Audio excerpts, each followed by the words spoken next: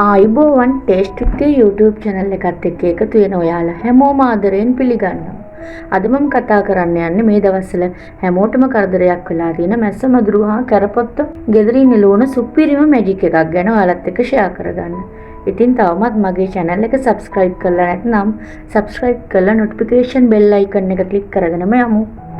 ඉතින් අපි මේ මැස්ස මදුරු එලවන්නේ හදන්නේ මොකොත් මහ ලොකු දෙයක් නෙමෙයි. පුංචි පහනකින් තමයි මේ වැඩේ අපි කරන්න බලාපොරොත්තු. මේ පහන හදන්නත් ගොඩක් ලොකු දේවල් උවමනා වෙන්නෙත් නැහැ. මේකට උවමනා වෙනවා පුංචි චූටි පොඩි පහනක් හදන විදිහේ සයිස් එකේ පොඩි බෝල් එකක් හරි වීදුරු කප් එකක් හරි නැත්නම් මැටි පහනක් වුණත් කමක් නැහැ. මොකොත්ම ගෙදර නැත්නම් පැංගිරි තෙල්, පොල් තෙල් මේ කැමති නම් කුරුඳු තෙල් දාන්නත් පුළුවන් කලවම් කරලා ඒ සැර සුවඳත් එනකොටත් ගොඩක් මේ මැස්ස මදුරුව කරපොත්තන්ට ඉන්න ටිකක් අමාරුයි.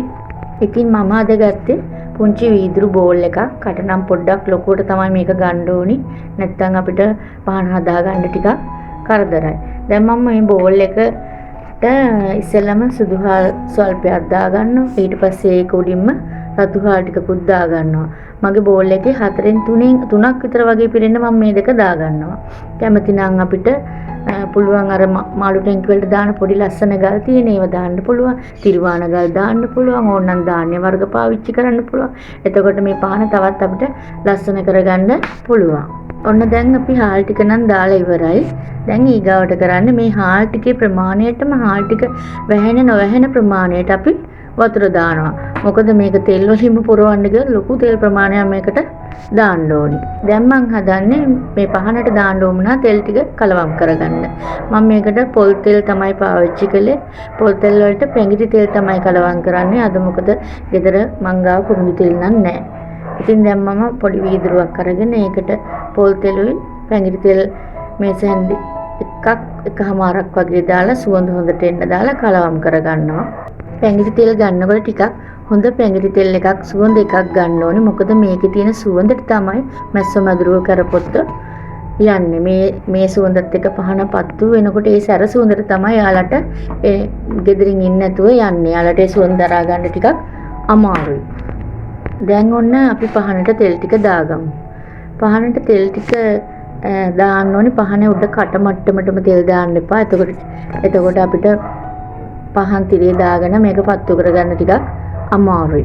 මම පහන් තිරේට පාවිච්චි කරන්නේ කොටන් බඩ් එක. ඕනනම් අපිට මේකට හඳුන් කූර දෙකට කපලා වගේ උනත් ගන්න පුළුවන්. කොටන් බඩ් එක දැන් මගේ බුදුරු බෝල් එකට වඩා උස හින්දා මම කොටසක් කපලා තමයි මේකට දාගන්නේ. ඔන්න දැන් ඉතින් මගේ පහන නම් හරි. දැන් මම මේකට මංගා කුරුඳු තෙල් තිබුණේ නැති හින්දා කුරුඳු පොත්තකුත් දෙකට තුනට කඩලා පොඩියට කඩලා මේකට දා ගන්නවා. ඒ වගේම කරාබු නිටි කරල් දෙක තුනකුත් දා ගන්නවා. මොකද මේ සුවඳවල් ඔක්කොම එකට එකතු වෙනකොට හරි සුවඳක් එනවා. ඒ සුවඳත් එක්ක තමයි මේ කුමි සතුන්ට ටික මේ ගෙවල් වල ඉන්න අමාරු.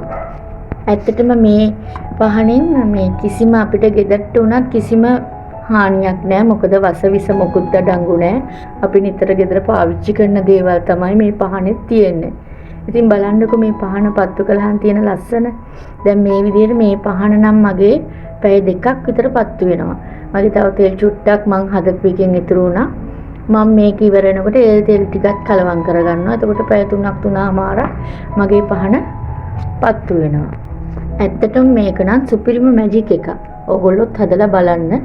මොකද ඔයාලට ටික දවසක් මේක පත්තු කරනකොට තේරෙයි මේ ගෙදරින් හොඳටම මැස්ස මදුරුව කරපොත්තෙන එක වලකිනවා. ඉතින් ඔයාලත් මේක හදලා බලන්න. ඇත්තටම මේක මැජික් පහනක්ම කිව්වොත් හරි. මැස්ස මදුරුව කරපොත්ත පලාතකවත් මේ පහන පත්තු කළාට පස්සේ ඉන්නේ නැහැ. ඉතින් මං හිතනවා ඔයාලට මම මේ පහන හදපු ආකාරය පැහැදිලි වුණා කියලා. ඉතින් ආයෙත් දවසක වටිනා වීඩියෝකින් හමු වෙනකම් ඔයාලට සුබ දවසක්.